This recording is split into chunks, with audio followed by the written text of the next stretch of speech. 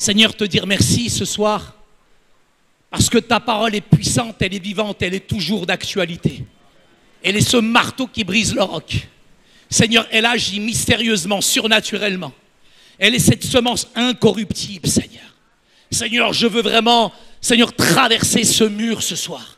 Je veux véritablement que tu me donnes la sagesse, la compréhension de ta parole. باسمك يسوع المسيح. أنت يا رب قدر على كل شيء. أنت المبارك. أنت السلطان يا رب.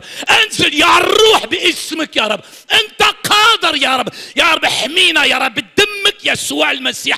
أنت المبارك. أنت القادر يا رب. أنت السلطان. سلطان يسوع. أعتقنا باركنا يا رب باسم يسوع المسيح. آمين. Frères et sœurs, nous avons vu dans la première soirée la question effectivement de l'identité. On ne peut pas, tu ne peux pas, je ne peux pas devenir ce que j'ignore être finalement. Et parfois, dans les différentes communautés chrétiennes, église réformée, déformée, église du réveil qui sommeille,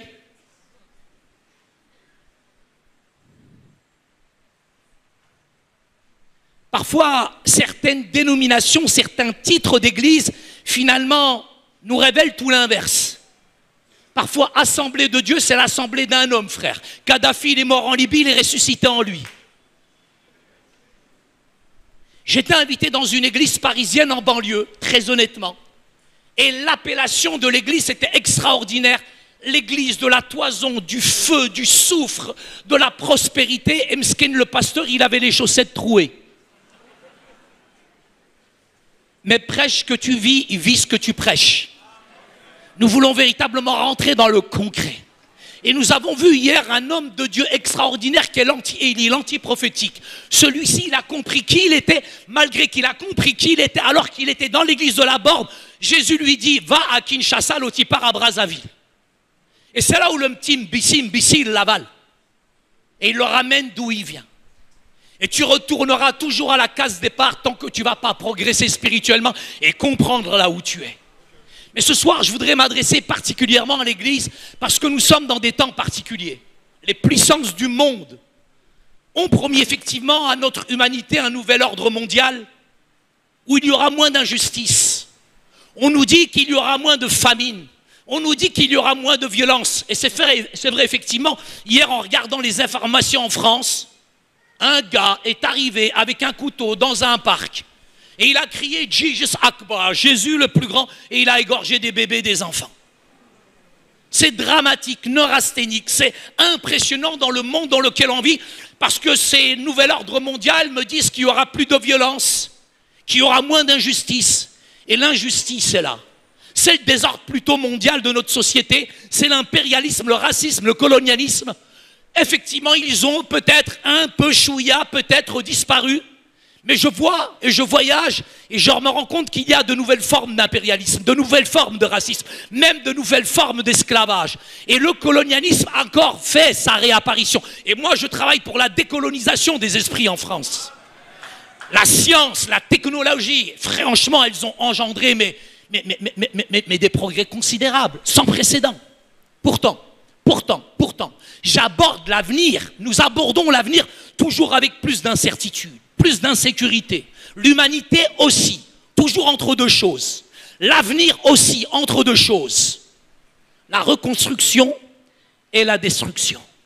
Nous abordons l'avenir entre deux choses qui est aussi constamment l'incertitude et les nouvelles possibilités. La réconciliation et un mot nouveau, la polarisation.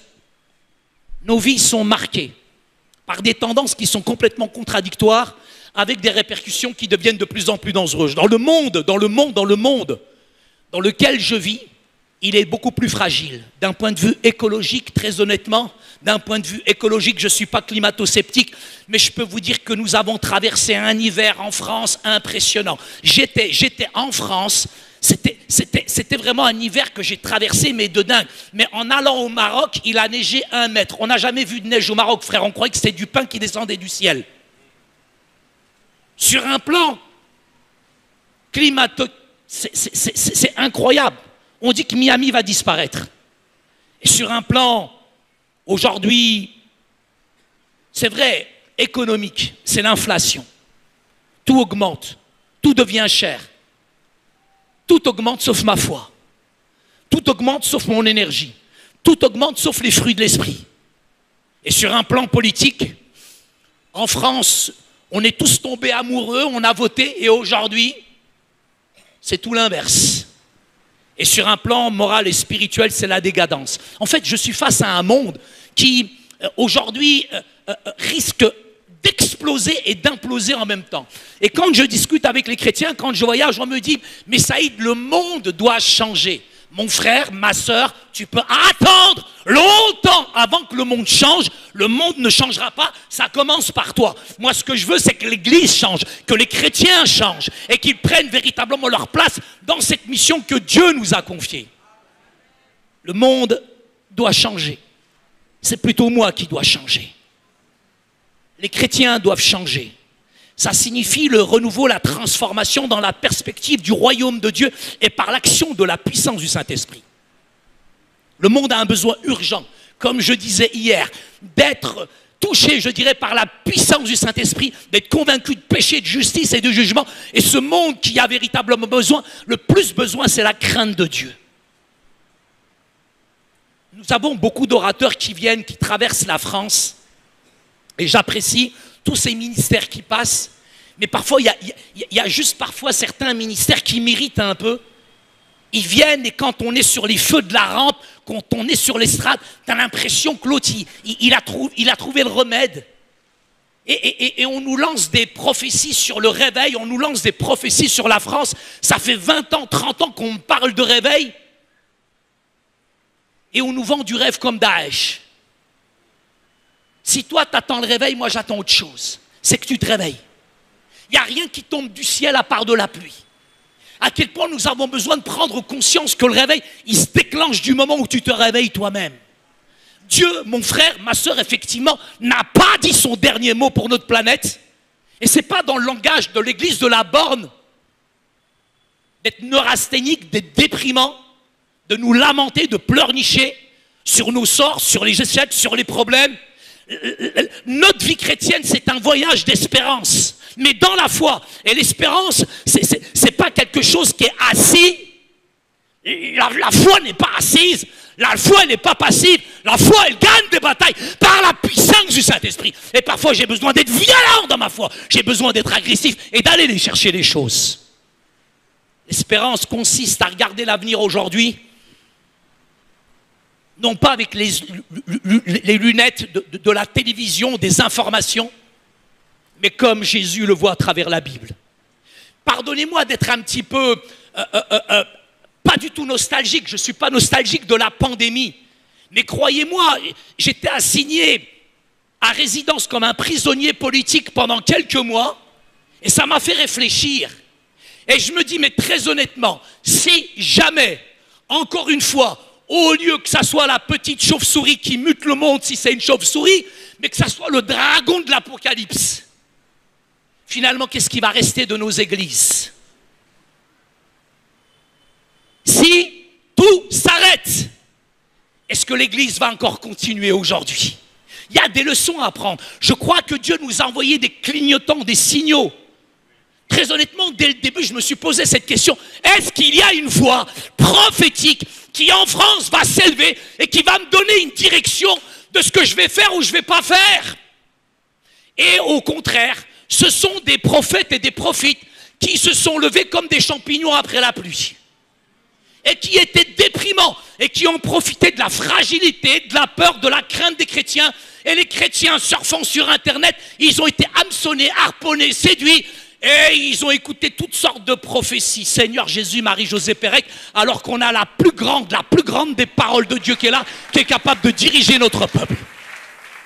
Non, je me pose cette question très honnêtement pour moi personnellement, parce que j'ai tellement formé de gens, je me suis tellement battu, et pendant le confinement, j'en ai perdu beaucoup. La plupart des leaders que j'ai formés quand je les appelais, ils me disaient, Zaïd, I like to move it, ça dansait mon frère dans tous les sens. Et au lieu de perdre 5 kilos, il y en a qui ont pris 10 pendant le confinement. Moi, j'ai jamais acheté autant de plaques de chocolat et j'ai jamais autant bouffé de Nutella pendant la pandémie, frère. La calamité, elle m'a tué. La calamité. Mais je me suis posé des questions. Mais Saïd, tous tes beaux messages que tu as préparés pendant des semaines, introduction, 3 points, conclusion, à quoi ça a servi tous ces messages? Je me pose vraiment la question. Toutes mes prédications, tous mes messages, à quoi ils ont servi? Est-ce que je dois prêcher encore la même chose? Est-ce que je dois encore faire la même chose, le ministère? Seigneur, réveille mon cœur, réveille mon âme. Tu m'as envoyé un signal. Est-ce que je vais retourner encore à la même chose? Le même réflexe d'être humain, retourner à la même chose? Seigneur, prépare-moi à ce qui va arriver. Seigneur, prépare-moi à ce qui va arriver.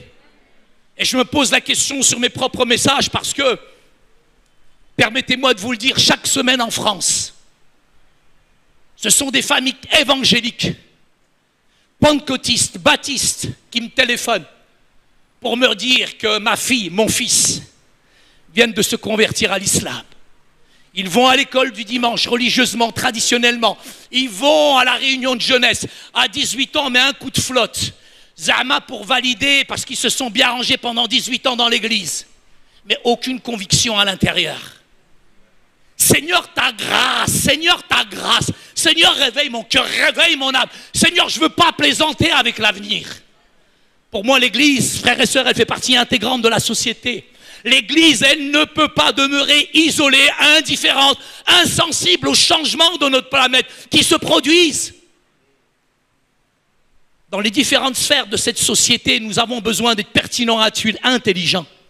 Que signifie ce soir d'être une église dans un monde qui est constamment en mutation, à une époque qui est marquée, comme je vous le disais hier, par la mondialisation, par l'urbanisation. Kinshasa ne sera plus Kinshasa. En 2050, tu ne vas même pas reconnaître ton église, tu ne vas même pas reconnaître le quartier. Comment, mon frère, ma soeur, tu vas te projeter?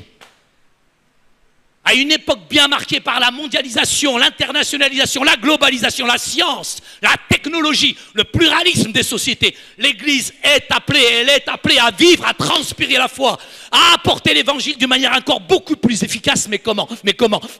La question c'est comment? La question c'est comment aujourd'hui?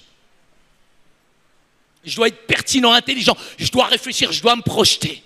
Il y a la puissance de la parole de Dieu qui est là, la puissance de la parole de Dieu qui est là, mais aussi il y a la société dans laquelle tu es, que tu es une réalité. Et souvent on est en décalage, on n'est pas dans un principe de réalité, principe de réalité. L'Église n'est pas un beau musée destiné à demeurer immutable. L'Église n'est pas une réalité centrée sur elle-même et autosuffisante. L'Église est en interaction avec le monde. Donc elle doit rechercher constamment des manières d'être mieux adaptée et de nouveaux modes d'expression. C'est en réagissant face à un pays, face à une ville, face à des gens, face à un monde qui est brisé, que l'Église va véritablement découvrir son identité. C'est là où elle va définir sa vraie vocation. C'est là où elle va affirmer ce qu'elle est réellement. Et c'est là qu'elle va trouver l'Église sa raison d'être. L'Église, c'est une communauté de foi. C'est l'anticipation complète de la puissance du royaume de Dieu. Lorsqu'elle répond aux défis de la société, lorsqu'elle répond aux concrets des besoins du monde, nous avons besoin d'une vision inclusive de l'Évangile. Les gens, permettez-moi de vous dire, je le dis souvent en France, les gens sont fatigués de ce que l'Église peut dire. Arrête de dire et commence à faire ce que les gens veulent, c'est du changement. Arrête de parler, fais, passe à l'action par la puissance du Saint-Esprit. On est fatigué de ceux qui parlent. Arrive à un moment, il faut agir. Les défis du monde vont plonger l'Église dans une crise d'identité, comme je vous disais, et de crédibilité en même temps. Encore beaucoup plus grave. Et si l'Église n'est pas capable d'assumer son rôle évangélique de manière responsable, en allant vers les autres, est une Église qui va vers les autres, permettez-moi de vous dire, c'est pas d'aller uniquement vers les personnes qui sont pauvres, qui sont fragilisées de cette planète, parce que je rencontre des riches et c'est les plus pauvres de la planète. Il n'y a pas plus pauvre qu'un riche mesquin, le pauvre il est seul.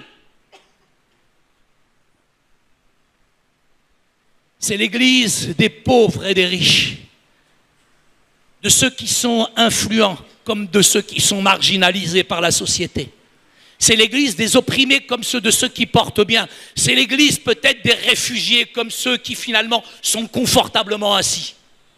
L'église, elle est celle de ceux qui cherchent la justice, qui cherchent la paix, qui œuvrent en faveur de l'harmonie et qui travaillent pour la réconciliation, qui luttent pour le renouveau, la transformation, le changement. Être une église qui va vers les autres, c'est une église ouverte au monde et qui sait avoir des clés de lecture aujourd'hui alors que le monde traverse la plus grande crise.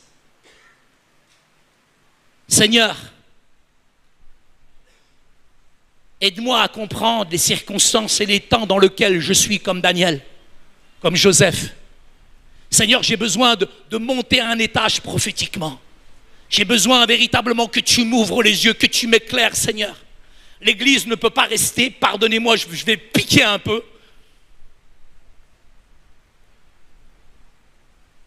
L'église ne peut pas rester un système clos d'enseignement ecclésiologique, de définition dogmatique, de position théologique. Toute théologie qui n'émerge pas du vécu des personnes et qui néglige les pauvres et les exclus et qui manque à l'appellation d'être une théologie chrétienne.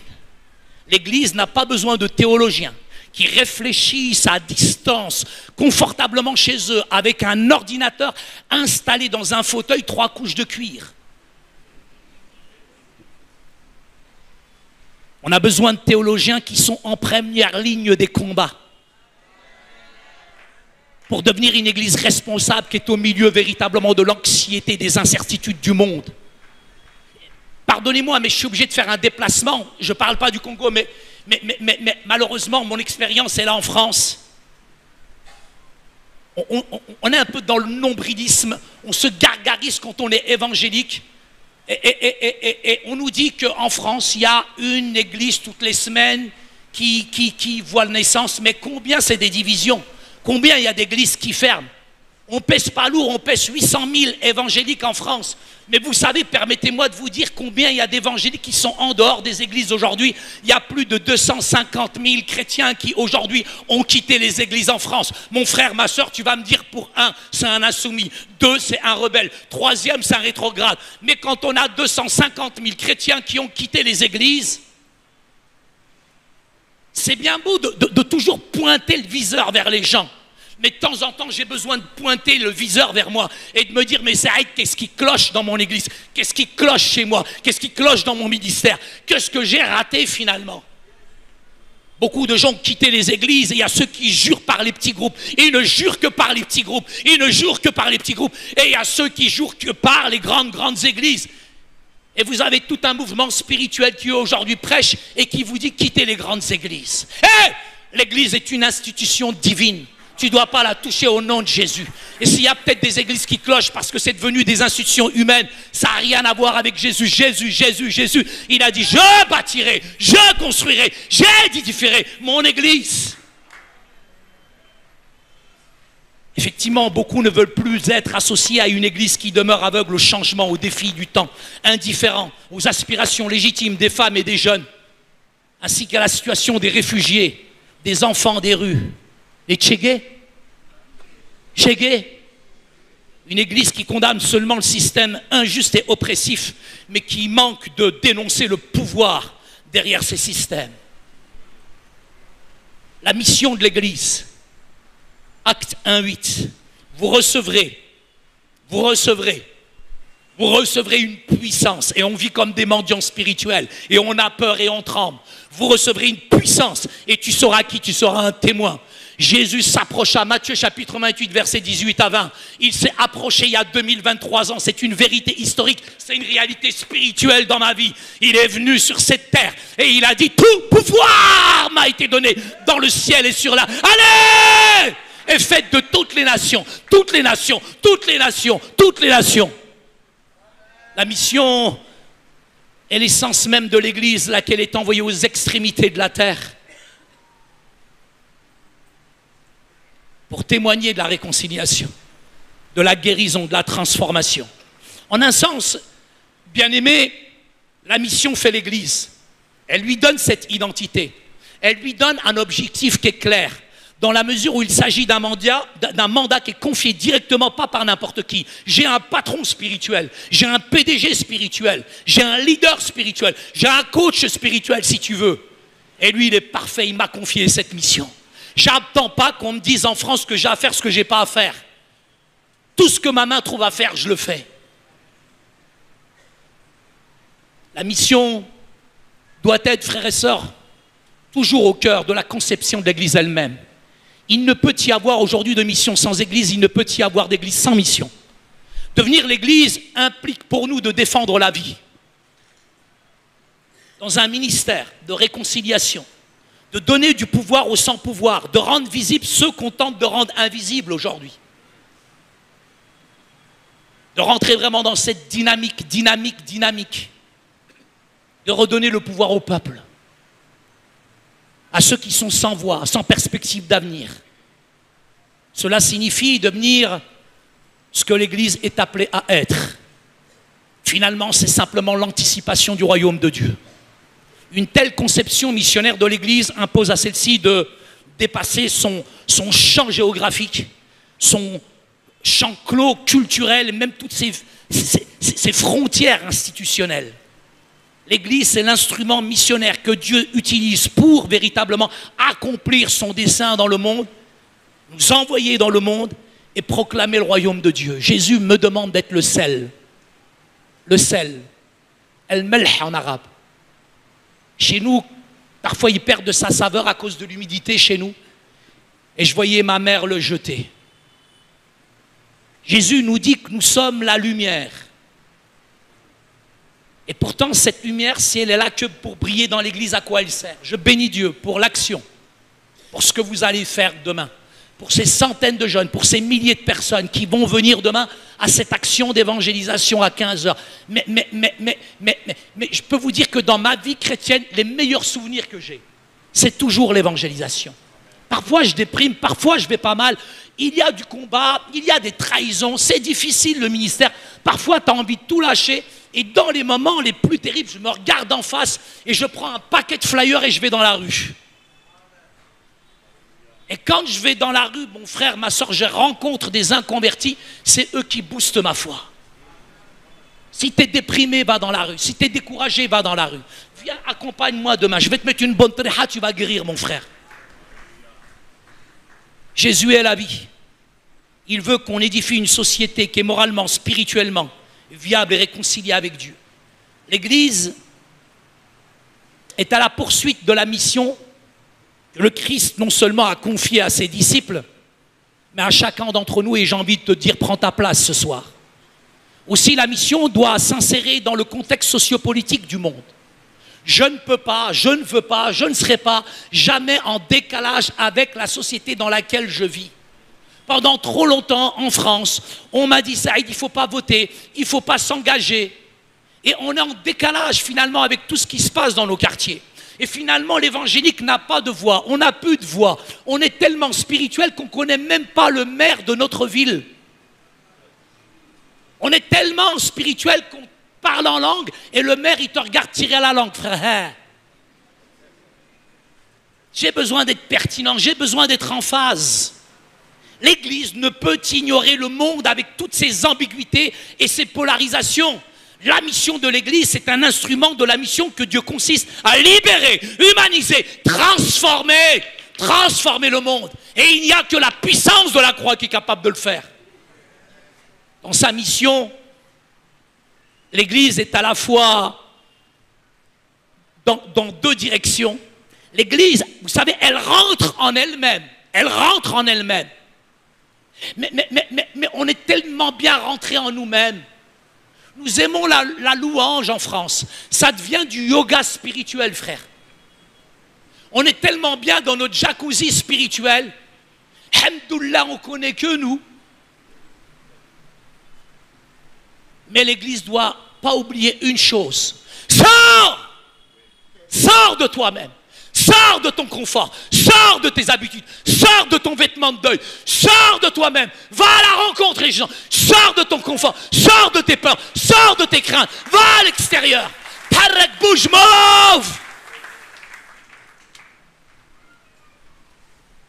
sa mission, l'Église, effectivement, elle rentre, mais elle sort. Il ne faut pas qu'elle oublie de sortir. Jésus, il a dit, allez! Il n'a pas dit, hé, venez! Venez à qui? Venez à quoi? Parfois, je vois la tête de certains chrétiens qui sont constipés, je n'ai même pas envie de venir. Venez à qui? Venez à quoi? Et venez comment? Cette entreprise missionnaire ne connaît pas de frontières établies. Elle transcende les bornes. Elle transcende toutes les bornes, toutes les limites. Elle s'adresse au monde entier. Dans l'action missionnaire de l'Église se créent des liens qui sont indissolubles entre le local, mais aussi le mondial. Sans flagornerie, sans séduire votre pasteur avec des mots, mais très honnêtement, j'étais dans un moment découragé. Il est venu, il a prêché dans une petite église en semaine, frère. Regarde l'église qu'il a, il arrive dans une petite église, wesh. Mais j'ai tellement bouffé du steak le jour-là que ça m'a fait du bien. Ça fait tellement bien d'être nourri parfois. Et je vais vous prévenir, il faut le lâcher, arrêtez de le garder pour vous, bande de crevards. Il faut le laisser un peu partir en France, en Belgique. On a besoin de lui. On a besoin véritablement de pasteurs aujourd'hui qui ont une assise spirituelle, qui sont capables de fortifier là où on a été béni en premier. Retour à l'envoyeur. Dans l'action missionnaire de l'Église se créent des liens qui sont indissolubles entre le local et le mondial. La mission et l'action mondiale de l'Église locale. L'Église est le signe, l'instrument visible du dessein de Dieu pour le monde entier. Le monde dans lequel on est, mon frère, ma soeur, il a terriblement besoin véritablement aujourd'hui d'une action puissante du Saint-Esprit. Le monde dans lequel on est souffre, mais d'une manière incroyable. Mais le monde entier a terriblement besoin de la présence libératrice et humanisante de l'Évangile. Il nous faut dépasser ce concept d'une mission centrée sur l'Église pour adopter celle d'une Église qui est centrée sur la mission. Il va, je vous le dis, que vous le vouliez ou pas, il va falloir libérer vos pasteurs. Parce que les bornes, elles vont être dépassées, elles vont être déplacées. Et Dieu va pouvoir encore bénir et bénir et bénir et bénir de Lubumbashi jusqu'à l'Afrique du Sud. Pour presque finir, j'ai envie de te dire, engage-toi. Quand je viens là, j'ai l'impression vraiment que je suis dans un... C'est le calendrier de l'Avent. Chaque pièce que tu ouvres, tu as des centaines. Chapiteaux là-bas, là-bas, là-bas. Je suis allé dans une salle en bas, c'est la taille d'une église à Paris, frère. Vous m'énervez. J'ai le seum, j'ai la jalousie, jaloux. Cette église accueille des multitudes. Ce que j'aime chez Pasteur Bondo, il ne met pas de pression, il ne met pas de conditions. Et tu rentres dans cette église, tu repars comme tu es venu. Tu es libre. Ce n'est pas une secte. C'est tellement beau d'être dans cette liberté-là. Mais une église, elle ne peut pas vivre si tu ne t'engages pas. Il n'y a rien qui se fait tout seul. Ce bâtiment, il est même le fruit, la volonté de certaines personnes qui sont encore là depuis les années 80. Et quand je vois le travail accompli par toutes ces personnes, j'ai le respect pour les anciens. J'ai la culture de nos pères, la culture de nos pères, la culture de l'honneur. Ce que je reçois, je le transmets. N'oublie jamais d'où tu viens parce que je mets toute une tariha comme tu n'as jamais pris. Respecte les anciens, respecte les gens qui ont vrai travaillé. Toi, tu arrives, tu appuies sur le bouton, tu crois que ça tombe du ciel. Tu t'appuies sur ton nez, le Nutella, il descend. Tu vois le Nutella que tu vas prendre.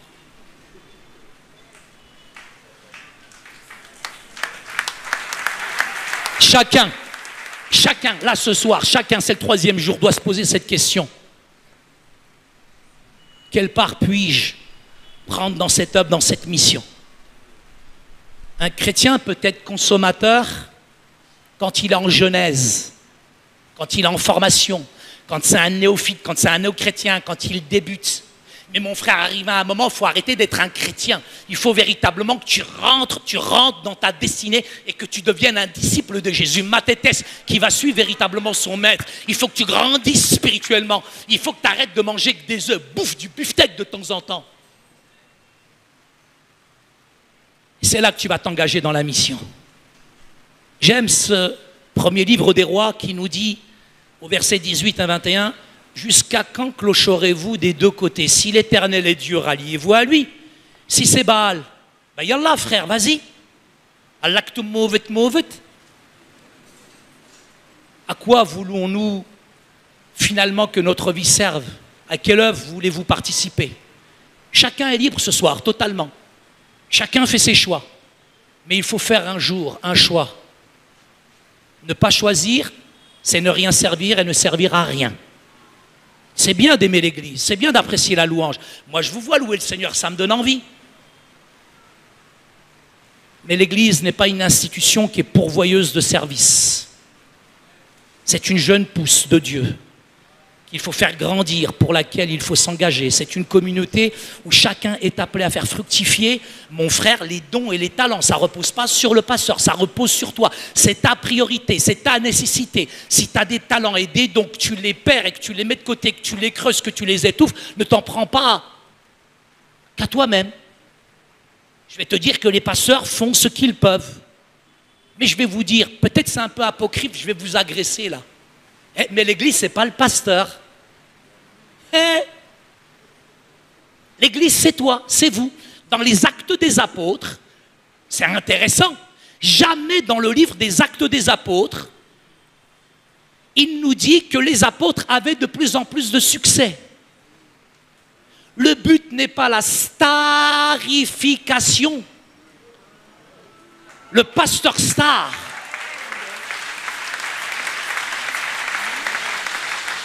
Ni de voir si les pasteurs youtubeurs ont de plus en plus de vues. Il y en a, c'est maladif chez eux. Ils font que ça. Ils regardent, oh, lui, il a plus que lui, il a plus. La triha que je vais te mettre. C'est pas du one-man show. Je fais du stand-up, je fais du one-man show dans un objectif, toucher les âmes, uniquement pour ça. Je veux être pertinent, je veux être intelligent. Je rentre dans des endroits insolites où personne ne peut rentrer. Je fais des théâtres, je fais des prisons, je fais des écoles où personne ne peut aller. Mais pour moi, je ne veux pas devenir une star. Je veux juste un outil d'évangélisation pour toucher mon peuple, mon frère. C'est juste ça, c'est juste ça. Et j'ai l'occasion de rencontrer des humoristes très connus en France qui me disent, ne te sous-estime pas. Je ne peux pas te le montrer parce qu'on est en direct, je ne te sous-estime pas. Ne néglige jamais qui tu es. Je rencontre l'un des plus grands humoristes en France qui vient, qui m'invite à son spectacle. Il y a 7000 personnes. Il tremble devant moi. Il me prend de côté avec ma femme qui est témoin. Et il me dit, Saïd, ça fait des années que je te suis et j'ai été touché. C'est pour ça que je chemine aujourd'hui. Ne te sous-estime pas qui tu es. Ne sous-estime jamais qui tu es. Ah, mon Dieu est grand, il est puissant. Le succès, c'est pas celui de ceux qui s'exposent, parce qu'ils finissent un jour par s'exploser. Mais c'est de chaque croyant. J'avais une mission en 2022. Ça fait des années que je prie pour ma maman. Ma maman est musulmane. Ma mère est musulmane. Ça fait 25 ans, 25 piges que je prie pour ma mère. Et plus je prie pour ma mère, plus ma mère, elle s'enracine dans l'islam. Je peux même pas... Des fois, j'ai arrêté de prier pour ma mère, ça m'énervait. Je priais pour ma mère, plus je priais pour elle, plus elle devenait musulmane. J'ai commencé à dire dans ma tête, mais il y a quelque chose qui ne va pas, Saïd. Même ta prière, elle ne va pas. Il y a quoi chez toi? Et quand je vais chez ma mère, j'essaye de parler de Jésus avec ma mère. C'est bon, tu l'as pris. Et ça me tue parce que ma mère, je regarde la télévision avec ma mère. Ma mère, j'allume la télé, on regarde les informations. Elle voit Trump, ma mère c'est une arabe. Elle lui crache dessus. Tout alik. Je dis, mais maman, on l'a que c'est ma télé. Oh, la dernière fois, ma mère, elle regarde le ministre israélien, elle lui a craché dessus, elle m'a nettoyé la télé, ma soeur. Ma mère, Ben Laden, il lui arrive pas à la cheville. Oussama Ben Laden, elle peut le baptiser, ma mère, frère. Ma mère, elle déteste les Américains, elle déteste les Juifs, elle déteste tous les toubabs de la planète, mon frère.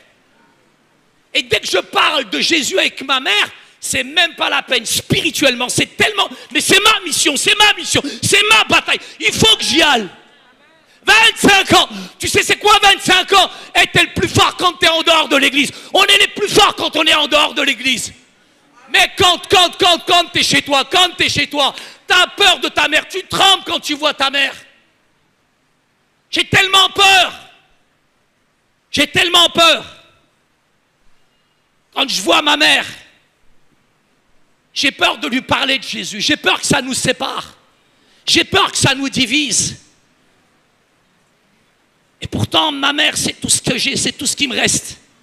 C'est elle qui m'a amené en France. Si elle part, j'ai plus rien. Et mon frère, ma soeur, ma mère, elle a attrapé le Covid. J'ai tout fait pour que ma mère ne chope pas le Covid. J'ai appelé, j'ai prévenu mes petits frères et sœurs. Je leur ai dit, faites attention.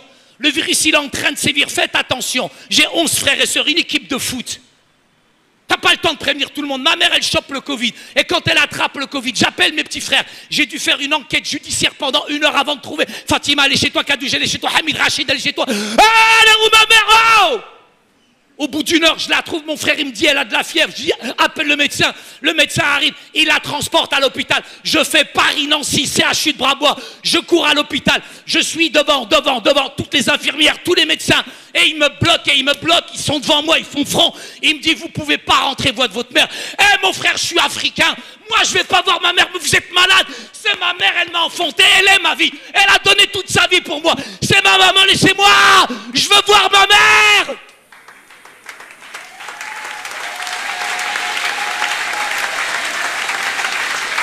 Et là, je regarde des infirmiers. Hey, va chercher ce qui t'appartient.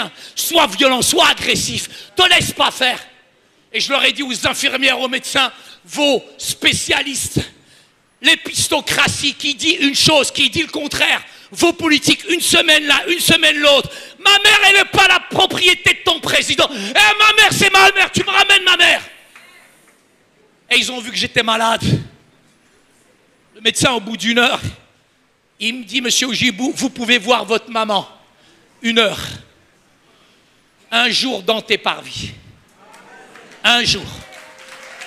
Un jour dans tes parvis. Au moment où je rentre, je vois ma mère. Ma mère, elle me voit avec un grand sourire. Mais elle tremble, c'est une Africaine. C'est une Africaine, elle a peur. Ma mère est musulmane. Elle monte dans un train, elle ne sait pas où elle va. Et elle tremble, elle a peur de la mort. Et je la rassure, je dis, Ammi, Maître Afiche, Yassoua al-Masih, Jésus t'aime. Il t'a préparé une place là-haut. Tu vas effectivement partir là maintenant. Mais maman, il t'a préparé une place là-haut. Il t'aime, Yassoua al-Masih. Il t'aime, Jésus. 25 ans que je prie. Je suis le plus fort à l'extérieur. Je fais trembler, rire tout le monde à l'extérieur. Mais quand je suis chez moi, devant ma mère, je ne me cache pas. Je ne triche pas, je deviens moi-même. Ma langue par la peur, elle colle au palais quand tu vois ta mère. Et là, je regarde ma maman avec beaucoup d'amour, beaucoup de tendresse, beaucoup de douceur, beaucoup d'ihsan. Je les serre dans mes bras comme je ne l'ai jamais serré. Je dis, maman, pardonne-moi. Maman, pardonne-moi. Et là, je lui présente l'évangile, sans rentrer dans des complications, mais avec le cœur. 25 ans. Et là, ma mère, avec un grand sourire, elle me regarde. On prie ensemble, elle accepte le Seigneur. 25 ans. 25 ans. 25 ans. 25 ans. 25 ans. C'est ma mission. 25 ans, c'est ma mission. 25 ans, c'est ma mission. 25 ans, c'est ma mission. T'as une mission, t'as une mission. Je ne sais pas quelle est ta mission aujourd'hui. Je ne sais pas ce que Dieu va déterminer dans ton cœur ce soir. Mais tu as une mission à accomplir. Tu as une mission à faire. Lâche pas, ne lâche jamais, ne lâche jamais. Mon Dieu est grand, mon Dieu est puissant. Il n'a pas changé. Peu importe ce que les gens pensent et disent. Ton avenir, il est dans la puissance de la parole. Tu as besoin d'aligner ce que dit la puissance de la parole. Et la foi n'a rien à voir avec la croyance. Là, quand j'ai pris ma mère, j'ai vu des gens mourir. C'est comme si l'enfer était là. Mais j'ai vu des chrétiens partir. Des chrétiens qui ont l'assurance du salut. Frère, quand tu les vois, il y a une telle paix, un tel rayonnement, tu as envie de dire, eh frère, vas-y, je peux partir avec toi. Ma mère avec un grand sourire, les yeux ouverts, le dernier souffle. Et elle part. On a un Dieu là-haut. Il nous a préparé une espérance. La vie, elle est courte, elle est éphémère. Mais je vais te dire ce soir, tu as une mission à accomplir.